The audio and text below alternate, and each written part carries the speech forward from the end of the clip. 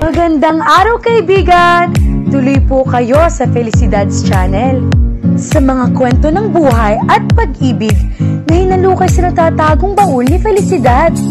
Pero bago po tayo magpatuloy, huwag niyo pong kalilimutan na i-like ang video, i-subscribe ang channel, at i-click ang notification bell para lagi kayong updated sa mga parating pa na upload.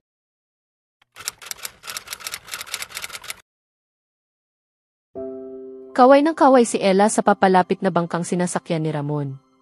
Galing ito sa kabilang bayan at isang linggo itong hindi umuwi dahil nag-aaral na ito sa kolehiyo. Nakitira ito pansamantala sa isang tiyahin nito roon para sa finals nito. Nang makababa ito ay nakangiting nilapitan na siya nito, tangan ang isang tali ng sampagita sa kaliwang kamay habang ang bag naman sa kanan. Sinalubong na niya ito. "Miss na kita," naglalambing na sabi niya kaagad dito. Kinabig siya nito sa baywang. "Alam ko naman eh. May uwi ako sa'yo," sabi nito saka isinabit sa kanya ang sampagita. "Kapag mayaman na ako, rosas na," nakangiti pa nitong sabi. Magkahawak kamay silang umuwi sa bahay ng mga ito. At pagkatapos nilang magbigay galang sa mga magulang nito ay muli silang lumabas. Naglakad-lakad sila sa playa. "Kumusta ang college boy, Tudyo niya rito?" "Eto, miss na miss ka na kaagad. Isang linggo pa lang iyon ha. Kumusta ang finals mo? Okay naman ba?" "Sisiw. Walang kahirap-hirap. Ang yabang." Kinurot niya ito sa tagiliran. "Aray ko." Nagtatawa siya saka nagtatakbo sa puting-puti at pinong buhangin palayo rito. Nilalaro ng hangin ang kanyang mahabang buhok at ang suot niyang saya. "Kapag nahuli kita, lagot ka sa akin," banta nito habang tawa rin naman ng tawa. Patuloy siya sa pagtakbo at napatili na lamang siya ng kabigi nito patalikod ang kanyang baywang. Umangat siya sa ere. Kahit ipinapalag-palag niya ang kanyang mga paa ay kayang-kaya siya nitong buhatin. "Huli ka!" At iniharap siya nito. "Di mo pa ako kinikiss ah." Ikinawit niya ang kanyang magkabilang kamay sa batok nito saka ito dinampian ng halik sa pisngi. "Naman! Isang linggong hindi nagkita, sa pisngi lang ang kiss," nagrereklamong tura nito. "Mamaya makita tayo ni nanay piksi niya." Hapon Ella, tulog ang mga tao. Naging pilyo ang ngiti nito. Inilabas niya ang dila. "Ano ka, sinuswerte?" "Bata pa po ako Ramon." "Sweet 16, sambit nito na napakumpas pa sa air. "Kailangan mo na ng isang authentic na halik." Kinurot niya itong muli sa tagiliran saka nagtatakbo siyang muli. "Ella, nakakarami ka na." Hinabol siya nitong muli. Hanggang sa makarating na sila malapit sa batuhan. Sinambilat siya nito mula sa likuran at nagpagulong-gulong sila sa buhangin. Ang lutong ng halakhak nilang dalawa. Punong-puno na ng buhangin ang kanilang mga buhok.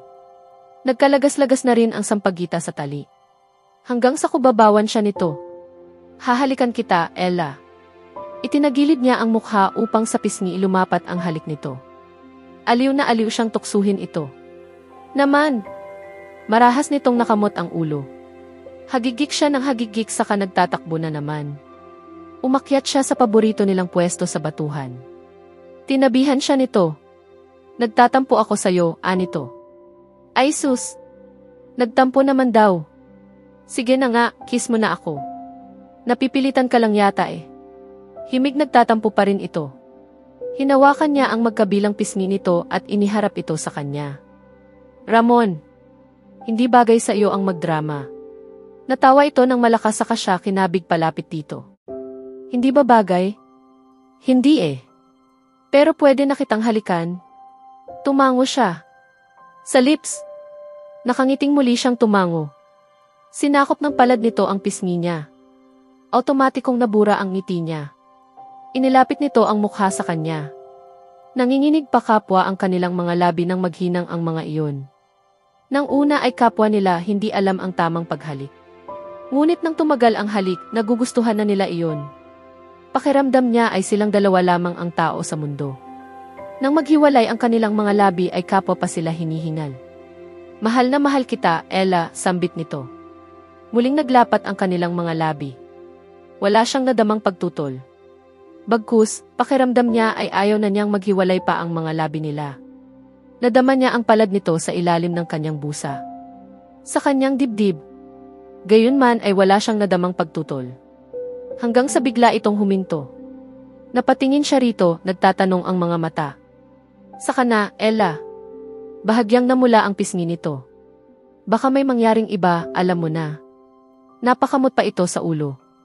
Noon din lamang niya na pag-isip-isip ang naganap. Namula rin ang kanyang pisngi. Kinabig na lamang siya nito at pinahilig sa dibdib nito. Saka na natin gawin yon. Kapag mag-asawa na tayo. Tumango lamang siya. Ano nga pala ang ginawa mo rito habang wala ako, pag-iiba nito? Nakipag-boyfriend sa iba, biro niya. Ikaw talaga. Pinupog nito ng halik ang kanyang mukha. Kapag ginawa mo iyon, naku. Anong naku? Ano nang gagawin mo kung ginawa ko nga iyon, nanunod yung tanong niya. Tumingin ka sa dagat, Ella. Kapag ginawa mo yon, sindamin yan ang iiyak ko. Natawa siya. Mabuti na lang pala, mahal kita. Kung hindi, madedehydrate ka. Nagkatawanan sila.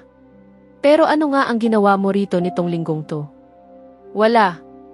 Magkasama lang kami ni Gracia. Nag-ikot lang dito. Tumulong kay nanay na magdaing.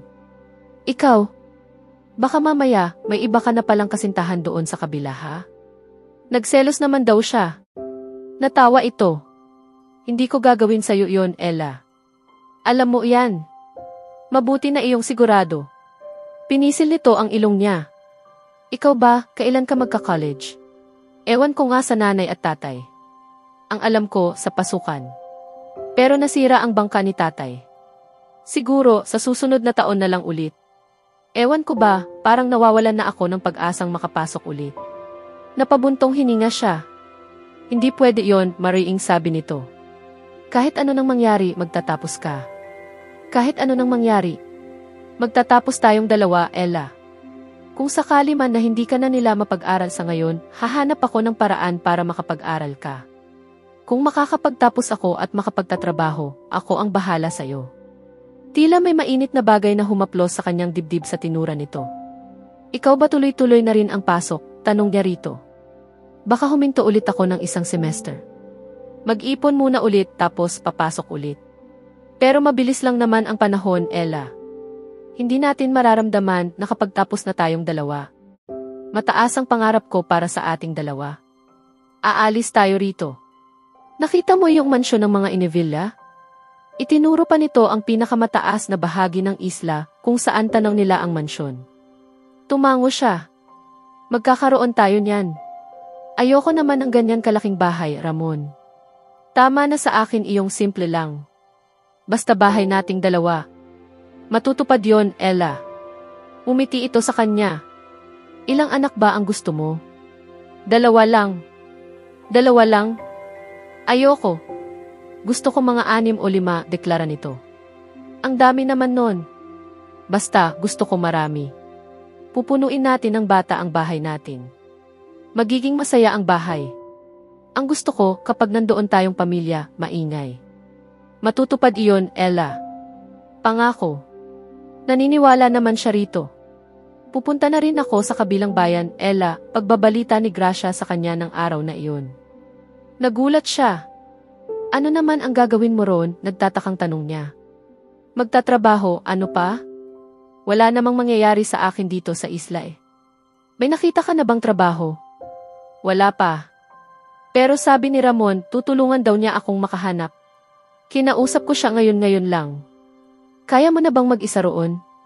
Oo naman. Madali namang umuwi kung sakasakali. Eh kung sumama na rin kaya ako sa'yo? Magtatrabaho na rin ako roon, suhestyon niya. Mabuti kung payagan ka ng tatay mo. Saka, akala ko ba mag-aaral ka na sa pasukan? Hindi ko nga sigurado dahil alam mo namang nasira ang bangka ng tatay. Malaki rin ang nagastos sa pagpapagawa noon. Bumili rin ng bagong net. Kung ako sa'yo, maiwan ka na rito. Sigurado akong gagawa ng paraan ng tatay mo iyon, anito. Napabuntong hininga na lamang siya. Nais niyang tumulong ngunit mataas ang pride ng kanyang ama. Siguradong hindi rin naman ito papayag kung magtatrabaho siya sa kabilang bayan. Naisuhestyon lang naman niya iyon dahil bigla siyang nalungkot. Aalis na si Gracia, ang matalik niyang kaibigan. Si Ramon naman ay baka maging lingguhan na rin ang uwi sa darating na pasukan. Oo, nga at matagal pa naman iyon ngunit nalulungkot na kaagad siya. Kailan ba ang alis mo niyan? Tanong na lamang niya rito. Ngayon na. Ngayon na agad? Oo, ngayon na din. Noon dumating si Ramon. Ella, sasamahan ko muna si Gracia sa kabila. Maghahanap muna siya ng matutuluyan sa katrabaho. Saan mo naman siya ipapasok? Tanong niya. May nakita akong karatula sa may pawn shop. Baka sakaling matanggap siya. Sumama kaya ako sa inyo, Anya. Wag na, Ella, ano ka ba? Saglit lang naman yon, sabi ni Gracia. Wala siyang nagawa kundi ang tumango. Sabik na nag-aabang si Ella sa dalampasigan sa pagdating ni Ramon. Nais niyang malaman kung nakapasok ba ng trabaho si Gracia. Nang matanawan niya ang pamilyar na bangka nito ay kumaway na kaagad siya. Nang may ayos na nito ang bangka ay agad siya nitong nilapitan at binuhat. Mukhang masayang masaya ito. Ramon! Ano ba? Bakit nangingiti kahit nagtatakang sabi niya? Tawa ito ng tawa habang ipinaikot-ikot siya. Ano ba? Bakit ang saya-saya mo? Noon lamang siya nito ibinaba at dinampian ng halik sa pisngi. Hindi na ako mahihinto sa pag-aaral. Dalawa kaming nakapasok ni Gracia sa pawn shop. Hanggang sa June na lang pala iyong isang kahera doon, luluwas na ng Maynila.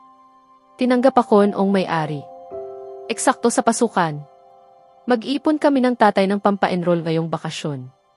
Kaya sa pasukan, wala nang problema sa gastos. Siya nga. Kaunting tiis na lang, Ella. Hinaplos nito ang pisngi niya. Ramon. Masayang-masaya ako, Ella. Masayang-masaya na rin siya sa sinabi nito. Parang nararamdaman na niya ang unti-unting katuparan ng kanilang mga pangarap.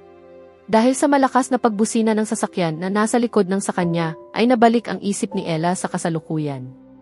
Malayo na pala ang sasakyan sa kanyang unahan. Talagang dapat kong kalimutan ang nakaraan.